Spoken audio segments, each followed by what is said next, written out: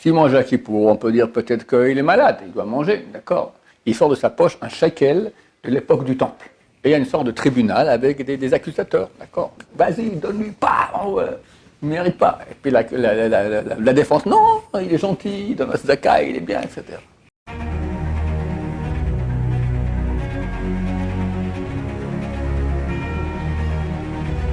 Ce jour est dédié pour M. Yosef Ben Denise Batia Fakia, que Dieu le bénisse pour toutes les bonnes choses, Bezrat Hashem. Alors, on a deux questions ici qui se rejoignent. Ronnie, oui, quelle est la question? Est-ce qu'il y a une limite à regarder le bon partout?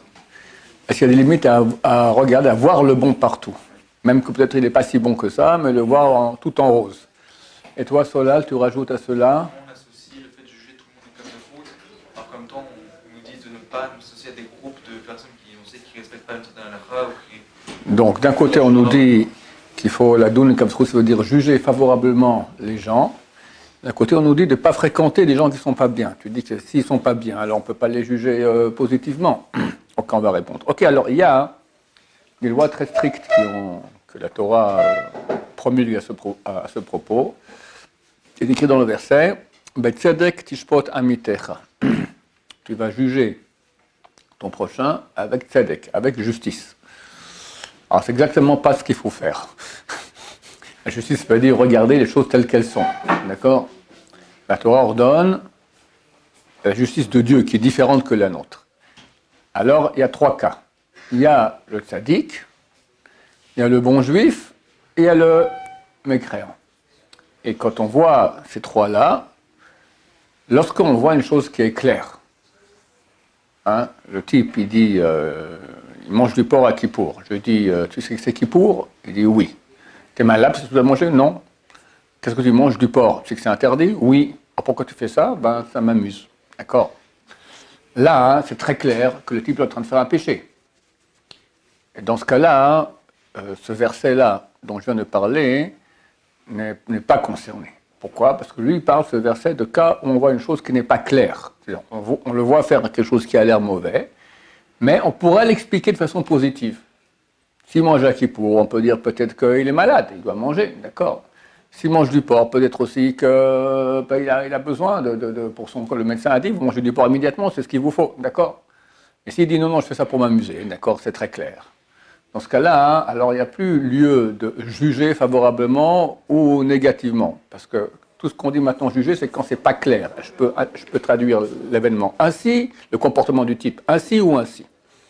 Donc quand c'est clair qu'on ne parle pas de ce sujet-là. Quand on voit un acte qui a l'air négatif, mais on pourrait expliquer positivement. Dans ce cas-là, la loi est la suivante. Pour un juif qui est un tzaddik, un type qui presque jamais fait de péché, même s'il y a plus de côtés qui nous montrent que cet acte-là, il est négatif, on doit juger, c'est obligatoire de le juger positivement.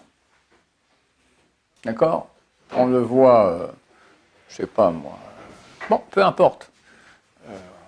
On a vu quelque chose de tordu.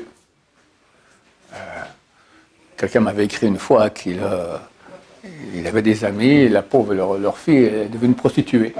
D'accord? Alors, il est allé, il a payé un rendez-vous avec elle, donc il va, il lui parle pendant 1 heure, il ne fait rien avec elle, il lui a parlé, d'accord? Et bon, Hachem, elle a fait le chouva, aujourd'hui elle a Bnei Brak, une femme d'Avril, etc. Très bien. Le type qui voit sortir le monsieur de chez la prostituée, qu'est-ce qu'il dit? Eh ben, dis donc, il s'amuse bien le monsieur là, c'est quoi ses manières? Ok, alors si c'est un tzaddik, il faut dire certainement, il est allé lui faire tchouva, etc., il n'y a rien eu. Comme ça peut arriver, d'accord? Aussi un tzaddik, il fait aussi des fautes. Alors, oui, alors la loi maintenant, je ne dis pas que le tzaddik ne fait pas de faute, mais quand c'est un tzaddik, il y a l'obligation. Si c'est clair qu'il a fait la faute, il dit, dis-moi, tu as une prostituée? Oui. Tu as fait un péché avec elle? Oui. Pourquoi? Parce que j'avais envie. Et il te dit clairement, là c'est fini. Mais si maintenant on peut juger, il faut comprendre que ces lois sont intelligentes. Très souvent, nous tous on a eu ces expériences, on a jugé quelqu'un négativement, parce qu'on a vu qu'on s'était complètement trompé. Et c'est grave, d'accord? C'est marqué que Achoshet Baksherim, Loke Begoufo, celui qui suspecte quelqu'un de kasher, alors il recevra une plaie sur son corps. D'accord? Ou des gens vont le taper, il aura des furoncles, enfin des trucs à feu terribles. D'accord? Il faut faire attention de juger les gens positivement. Il y avait une histoire terrible. Une fois, j'ai fait un cours, j'ai expliqué beaucoup de cas pareils, des histoires authentiques, mais une que je viens de penser maintenant, c'était il y a un siècle, ou même un peu plus. Il y a eu une grande réunion de tous les grands sages d'Israël en Europe, si je me souviens, c'était chez le Rav Chaim de Brisk, le grand de la génération. Et tous sont en train de manger, etc. Et le Rav prend la parole et dit, messieurs, je vous ai amené un cadeau maintenant, regardez. Il sort de sa poche un shekel de l'époque du Temple. Ce qu'amenaient les Juifs ici au Temple, tout ça, extraordinaire, etc., etc. Aujourd'hui, on a trouvé quelques-uns encore plus, des moins, mais à l'époque, c'était super un grand cas. Tout le monde comme ça se la passe, etc. Ok. Et à bout d'un moment, c'était chez le fils de Rav de Brisk, je me souviens, voilà. Et au bout d'un moment, le Rav demande, ok, rendez-moi la pièce. Personne ne rend la pièce. Bon, alors, je suis super embêté. Écoutez, je ne vais pas commencer à vous fouiller. Donc, je vous demande vraiment de tout bien vérifier. Je vous laisse encore 10 minutes. Et si dans 10 minutes, il n'y a rien, je serai obligé de faire une fouille. 10 minutes passent, rien ne se passe. Et bon, désolé, on va passer à la fouille. Et là, il y a un des vieux chachamim qui dit, je vous en supplie, attendez encore un quart d'heure.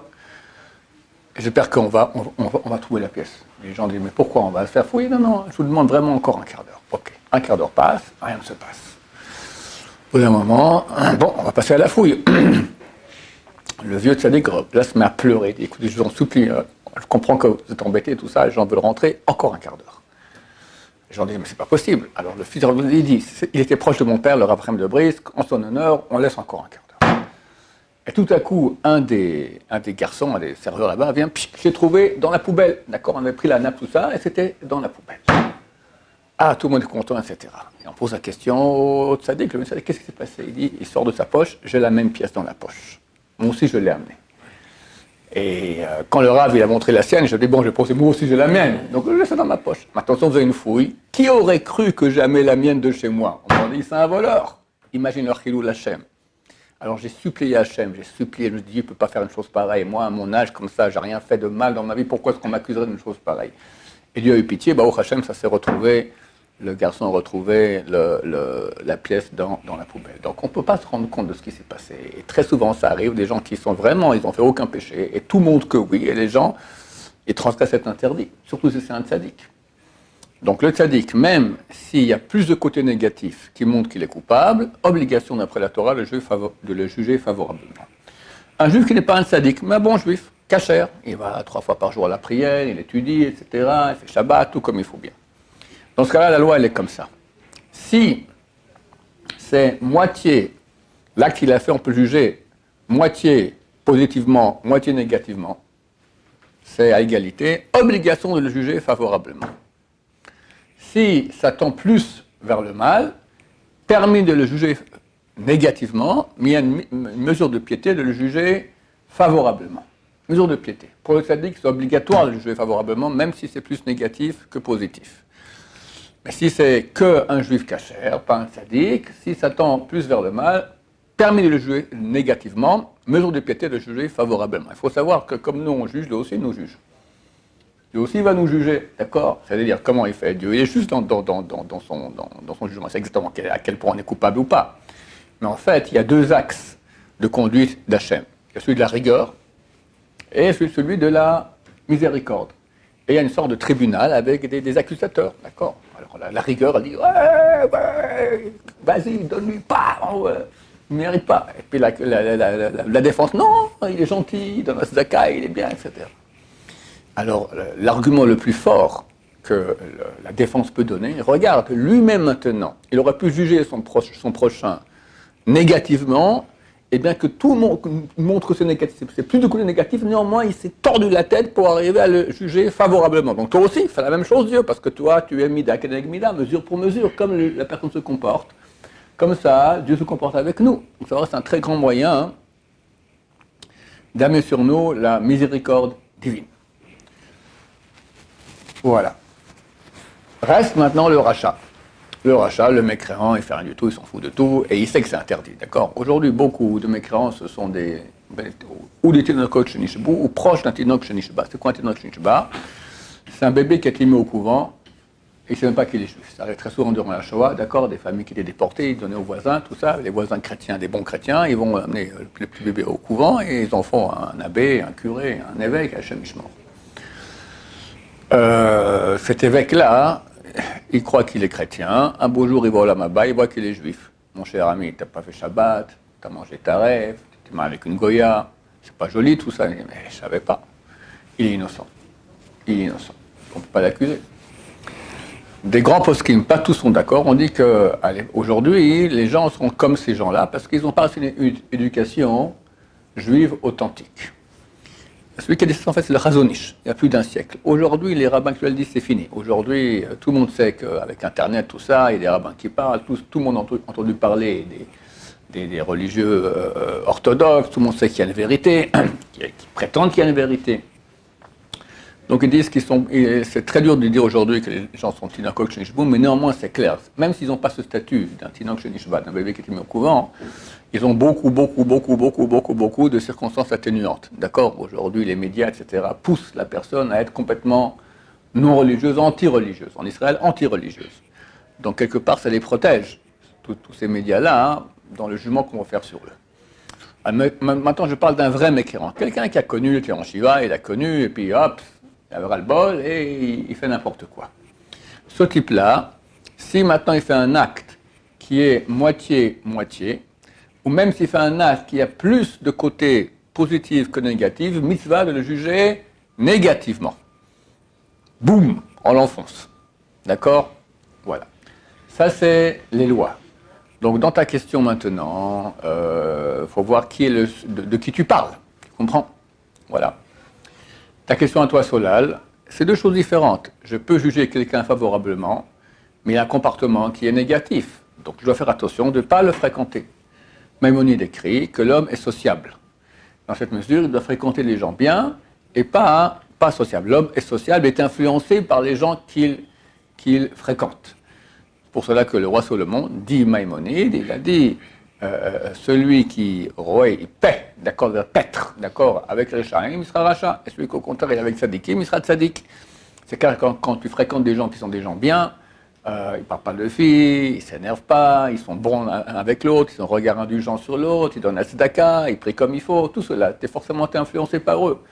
Même regarder la tête d'un tzaddik, c'est bien. Sans rien dire, rien que voir la tête d'un tzaddik, déjà ça influence. Et idem avec le rachat, on n'a pas le droit de voir la tête d'un rachat. D'accord? Un rachat, un vrai rachat, il ne faut pas regarder sa tête. Le Chazonish, qui était un des grands tzaddikim de la génération, Ben Gurion est venu le visiter. Ben Gurion, qui était donc le premier ministre de l'État d'Israël, qui était un grand rachat, d'accord, un très grand mécréant. Alors, quand il est rentré, le Chazonish a enlevé les lunettes pour ne pas le voir, d'accord. Il lui parle, mais il voit tout flou, d'accord, pour ne pas devoir regarder l'orge, parce que ça influe l'âme, d'accord, c'est mauvais. Même regarder un animal impur, c'est pas bien. Les gens posent la question, est-ce qu'on peut voir un chien à la maison? D'après la halakha, on peut avoir un chien à la maison. D'accord? Il y a des lois, il ne faut pas que ce soit un chien méchant, il faut qu'il soit en laisse, etc. Comment on fait avec Shabbat, on ne peut pas le toucher Shabbat, comment on le promène dehors avec une laisse Shabbat, tout, il y a des lois là-dessus. Mais ce n'est pas interdit. Néanmoins, d'après la Kabbalah, c'est déconseillé. Pourquoi? Parce qu'il a une tête impure. Quand tu vois quelque chose d'impur, ben ça a une influence sur ta neshama. Donc c'est clair que fréquenter des gens bien, c'est l'abaisser pour aller sur l'échelle du bien. Un point tel que le Rambam dit que si tous les gens qu'on connaît sont des gens mauvais, alors on doit rester tout seul à la maison, ou déménager. Et il dit, si on ne peut pas déménager, ou bien toutes les villes qu'on entend à leur propos, elles sont pleines de gens mauvais, comme c'est le cas à notre époque, écrit Maïmonide il y a 1000 ans, donc imagine aujourd'hui comment c'est aujourd'hui. À part aujourd'hui, on peut dire, il y a les quartiers orthodoxes, les Brak, Ramot, etc. Là, Baruch Hashem, il y a une majorité de gens bien. Bien qu'aussi des tordus, il ne faut pas croire que tout le monde il est beau et il est gentil, mais il y a beaucoup, il y a, on va dire, la plus grande densité de tzadikim au mètre carré, c'est dans ces quartiers-là au monde, Baruch Hashem. Mais s'il n'y a pas cela, alors le Rambam dit qu'il faut rester chez soi à la maison. Et si les copains sont des Rechaim, ils disent allez, fais pas le lourd, viens avec nous, il ne laisse pas tranquille, il doit aller habiter dans les grottes ou dans le désert. Grotte dans le désert. Vous avez tenté le coup une fois? Moi jamais, mais c'est terrible. D'accord? Tout ça pour ne pas fréquenter des gens pas bien. Donc d'un côté, il faut avoir un regard indulgent avec eux, comme l'indique la Torah d'après les critères que j'ai énoncés auparavant. Ça veut dire non plus que je vais les fréquenter. C'est deux choses différentes. Il faut fréquenter les gens bien, et s'il n'y en a pas, on ne fréquente personne. Baruch Adonai, l'olam, amen va amen.